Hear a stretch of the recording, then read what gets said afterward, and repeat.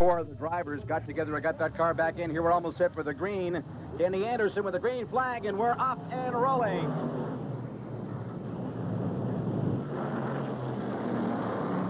'85, Jim Horton on the break early. Leads him on down the back stretch. And 27 modifieds take off and head down to lap number 1. Everybody getting through clean. Jim Horton in the '85. Kenny Tremont of the 115 out of West Sand Lake, New York. And Joe Plazik out of Cayuga Center, Ontario, hangs on to 3rd place. The '91 of Billy Decker out of Franklin, New York. And we've got the number 9 of Bob McCreedy out of Watertown, New York, following in that order. It's Jim Horton after lap number 2 in car number 85 from Hamilton, New Jersey. Catherine, a clean start. Everybody getting away just fine. We had some mishaps in some of the preliminary heats, but we're off and underway, and everyone's getting through nice and clean here. Certainly did have a few mishaps. These preliminary rounds were quite exciting with some crash and booms happening. And as a matter of fact, Bob McCreedy is, well, he's anticipating a good race. Bob McCreedy, of course, in car number 9. And he said it's just anybody's race. It's the same old stuff. He says whoever gets their car working the best will do well. Isn't that always the way, though? A little bit of a different setup from what these cars are used to on the dirt. There's a good proliferation of Niagara Peninsula drivers and Western New York and Pennsylvania and New Jersey drivers. There's a good sprinkling of different kinds of talent out here. Most of these drivers only used to running on the clay when you're breaking the back end loose, compared to the asphalt technique where you have to drive the car. Looking at Danny Johnson in car number 1, the Billy Taylor car, originally scheduled to be run by Jeff Bodine, who's not with us here this afternoon due to a crash in Bristol. But Danny Johnson, the terror of the dirt circuit in 1989, with 20 feature wins at various speedways, taking over in the Billy Taylor number 1, the car originally, as we said, built for Jeff Bodine. Your leader, still the '85 of Jimmy Horton. Rest of the field following through, and there's Danny Johnson, the number 1, takes care of Mike Jeffrey in car 24J, moves up another notch. Watch Brett Hearn in car number 6 out of Kinnelon, New Jersey. He won 9 of the first 16 feature events at Orange County Speedway. He is the points leader in the Dirt Asphalt Series situation running in to the weekend here. Rick Hochter out of Buffalo, New York, the first car into the pits here this afternoon in car number 18. We're watching the 72R of Sergeant Charlie Rudolph, the former NASCAR pilot, and he is clicking himself up to position. So the fast cars that we anticipated before the afternoon got going are filtering themselves up through the pack. Coming up to the 10-lap mark, it's still Jimmy Horton in car number 85, Joe Plazik in the 1, the 1P they've actually scored him. The number 9 of Bob McCready, 3rd, and the number 1 of Danny Johnson, the Billy Taylor number 1, running in 4th position. Charlie Rudolph in car number 72, mentioning him, Catherine, he is really on the move. We're looking at the 352 of John Proctor of Clifton Park, New York. He's gone down into the pit lane with a flat tire. So tires are really becoming a factor out here. With 700 horsepower, you really can grind the rubber off those tires very easily. Jim Horton now coming in through turn number 4. Headed down the front straightaway, Joe Plazik in the number 1 from Cayuga Center, hanging tough with him as they head down into turns number 1 and 2, snaking around the slower car of Waterloo, New York's Wyatter. That's his name. And Horton losing power, and Plazik will take over the lead. Joe Plazik in the 1P. Horton just suddenly had a power burp there or something. He just lost it on the back stretch, and Plazik took advantage of it, Catherine, and made the nice move to get by him for the lead.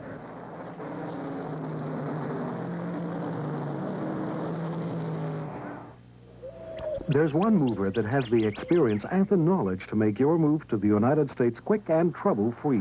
Tippett Richardson, one of Canada's largest... First in San Air, Quebec, 5th in Taunton, Connecticut in the Dirt Series. How do you think those figures are going to figure in your strategy today? Well, we can't really go by those too much because we're here just to try to win this race, because we can't worry about points because we're not able to run Syracuse weekend because of a Winston Cup race. Ken Schrader in car number 91S. We're watching him move, I believe. No, that's the Billy Decker number 91. The two cars are very similar. Schrader's coming through turn number 4 right now. There he is in the pack. Ken Schrader in the Red Baron Pizza number 91. He wrecked his car pretty heavily. A spin. Pat Ward, Alan Johnson, and Schrader getting involved with it on the back stretch. And Joe Plazik in the number 1 got involved in there as well. He got blocked in behind. The locked cars up against the asphalt out there and the crash wall on the back stretch. And boy, oh boy, more damage for Ken Schrader, one of the 3 NASCAR Winston Cup stars who came up here to run this Asphalt Series finale here at Cayuga. The 700 to 800 horsepower in these cars sporting small block 420 to 430 cubic inch machines producing that kind of horsepower. You can just spin the rubber right off these shoes. Exactly. We'll have more on that later on because we've got a green flag to worry about. Joe Plazik in the number 1, and Bob McCreedy on the break will take over second place. In car number 9, the Watertown, New York pilot, former Mr. Dirt Syracuse champion, second to Jeff Bodine on the asphalt at Thompson, Connecticut. Takes over second place. There he is in car number 9. Lap 37, McCreedy on the backstretch. Lots of horsepower on that number 9. Side by side at turn number 4. Coming down the front stretch, this is for the lead. McCreedy in the number 9 will take over the lead spot on a nice maneuver there in turn number 1. Joe Plazik will shunt back to second place, and Horton still running third. Nice move there by Bearfoot Bob McCreedy out of Watertown, New York. Danny Johnson on the back end of Jimmy Horton's car, and he's really moving, Catherine. Talked to Danny Johnson earlier on today. He's been a terror on the clay all season long, but now he's jumping into a strange car, actually Jeff Bodine's car, and we asked him about handling this new car on asphalt. Well, I'm kind of excited. I'm hoping to do good here. You know, we were going to run our own car, but I think I have a better chance with this car here, so I'm going to go with I'm going to go with what I think is best. You like this car? Yeah, it's smooth out there. It's got good power, and I feel comfortable in it.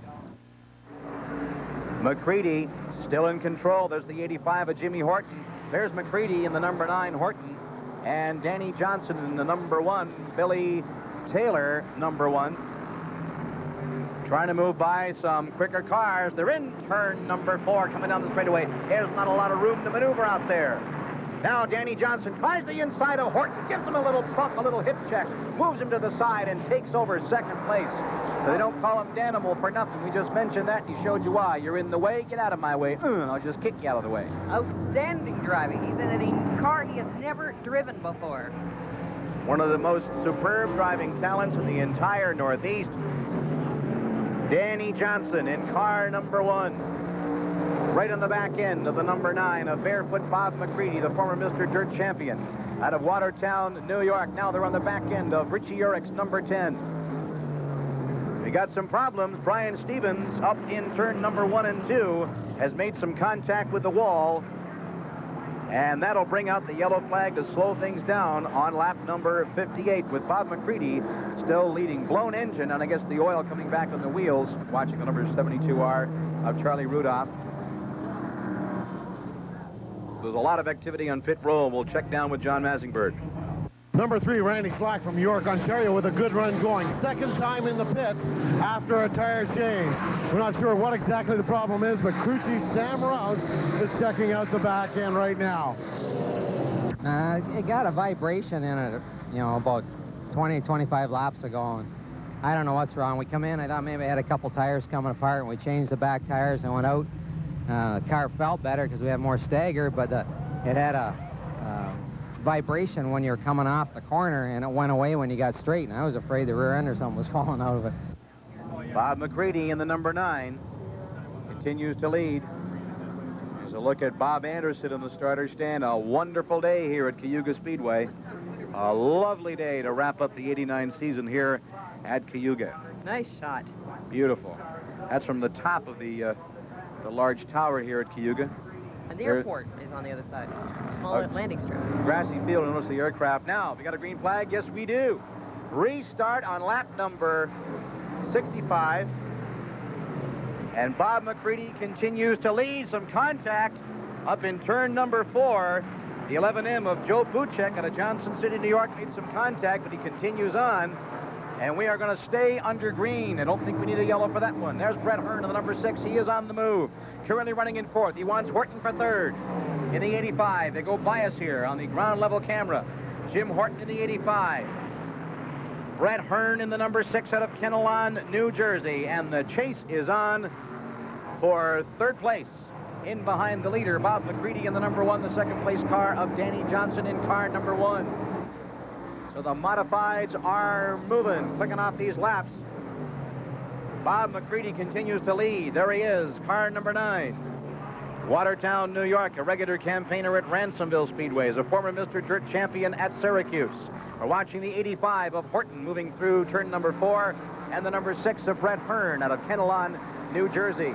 This is going to be some finish, let me tell you. These cars are running rings around the rest of the pack. Again, just basic dirt cars. These cars have a special setup for the asphalt.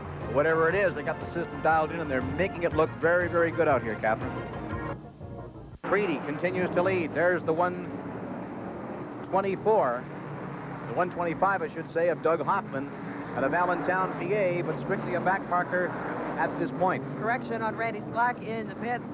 It is not his tires, but his suspension. Oh my, much more serious. Yeah, now. much more serious. That is really going to affect where he finishes here this afternoon. He had high hopes. Now a little sandwich there. 352 of John Proctor, and down on the grass, we just mentioned that, Danny Johnson. Low side for Bob McCreedy. Proctor in the middle. Now we've got Rudolph making some heavy contact and spinning. The left rear of that car snapped right off, and that happened in turn number 4. So Charlie Rudolph in the 72 in the ADAP modified, coming into some heavy damage up there in number 4. We were just describing the move. McCreedy went low, Danny Johnson went high. Johnson went right down into the grass and just about lost it. So we had 2 major incidents within a heartbeat of each other. Let's run down the top 4 for you at lap number 77. It's Bob McCreedy from Watertown, New York, your leader. The number 1 from Phelps, New York, Danny Johnson running in second. 85 of Jimmy Horton, former Mr. Dirt Syracuse champion, now a NASCAR star, running in 3rd place out of Hamilton, New Jersey. And Brett Hearn running in 4th place out of Kennelon, New Jersey in car 06. This is Kenny Schrader in the pits, and some consultation for the Concord, North Carolina driver. He won the first event at Saint-Air, Quebec. But as we mentioned before, this so far has been a disastrous weekend for him.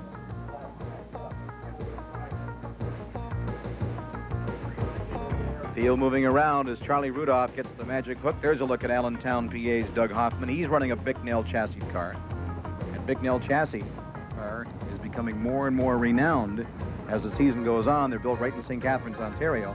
The Bicknell crew is becoming more and more famous with a lot of drivers downstate, right, Catherine? Exactly. Pete Bicknell is the master car builder. We had a chance to talk to him a little earlier today. He's not driving today. Instead, he's looking after 5 teams. Well, I'm working on everybody's crew. We have about 5 cars here that we have built, and I'm sort of advising and consulting on each one of them. I'm helping Randy Slack and Doug Hoffman mostly, but we do have a couple other cars, Brian Stevens and Rick Jeffries and Ron Smoker, so I'm helping all of them, and it's keeping me busy today. We're just a second away from the green flag, and as we speak, there it is, and the green lights are going, and here we go. Restart from the number 9. Bearfoot Bob McCreedy hangs on to the lead. In hot pursuit, the number 1 of Danny Johnson out of Phelps, New York, in the 85 of Jimmy Horton. Watch for Danny Thompson to be making some moves. We're down to the final 5 laps of this race. Getting down towards the final couple of pages of the Dirt Asphalt Series finale here at Cayuga. And everyone is strung out, freight train style. Not a lot of passing going on at this point. But keep your eye on these gentlemen. The number 9 of Bob McCreedy, the number 1 of Danny Johnson. They're running 1-2 at this point. With 4 more laps to go, just 4. Everyone trying to find a line around where they can do some passing, but they seem to be content to stay where they are right now. Down to the final few turns here, and it is still the number 9 of Bob McCreedy. Danny Johnson running second in car number 1, 85 of Jimmy Horton. In 3rd place, lap number 86. We're getting down towards the end of it here. Can Brett Hearn move up? But he's got a lot of territory between himself and the leader, Danny Johnson, with a slow car. Tries to make the pass. Danny Johnson and Bob McCreedy side by side, and Johnson's got the lead. Danny Johnson on the very last couple of turns. Now we've got McCreedy challenging again. Not too happy with this situation. Danny, there's a slower car in the way. Danny Johnson, McCreedy is there. The white flag is coming out. Now we've got McCreedy underneath. He can't make the cross. Danny Johnson hangs on to the lead. We're fighting our nails here. Let's see what can happen.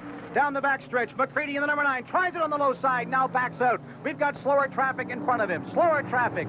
Danny Johnson hangs on to the number 1. He's got it. Checkered flag coming down. It'll be Danny Johnson of Phelps, New York. Second place to Bob McCreedy. Horton will finish third in the 85. And I'll tell you what, that's why we're fans of dirt track racing. That's the kind of excitement we expected, and that's what we got. Danny Johnson had a surprise up his sleeve. You were right, Eric Thomas. He did. That's the way it winds up. We're going to head down to the victory podium.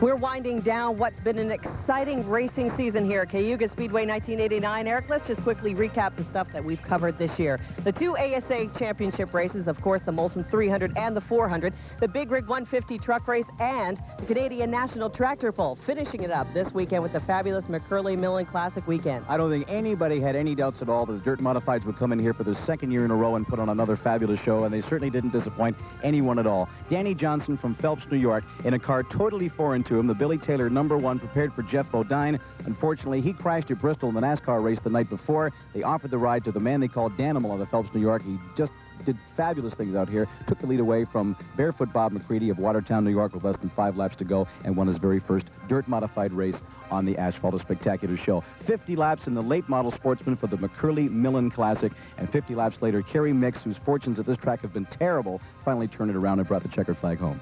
And it's been exciting working with you, Eric Thomas. It's been great working with you. Let's do it again next year. I hope so. For myself, Catherine DeCourt, John Masingberg, and Eric Thomas, so long from Cayuga Speedway 1989. We'll see you in 1990.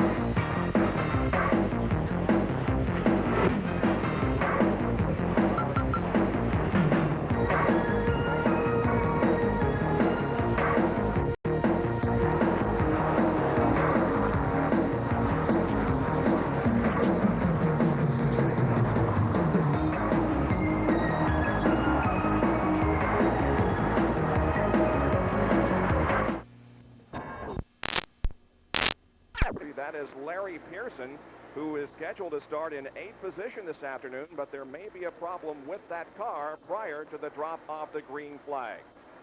Now, let's take a look at the starting lineup for today's Peak Performance 500 here at Dover. On the pole, at 146.169 miles an hour, Davey Allison, his second pole of the year, and number 28. Alan Kowicki will flank him on the outside. He's in the Xerox antifreeze.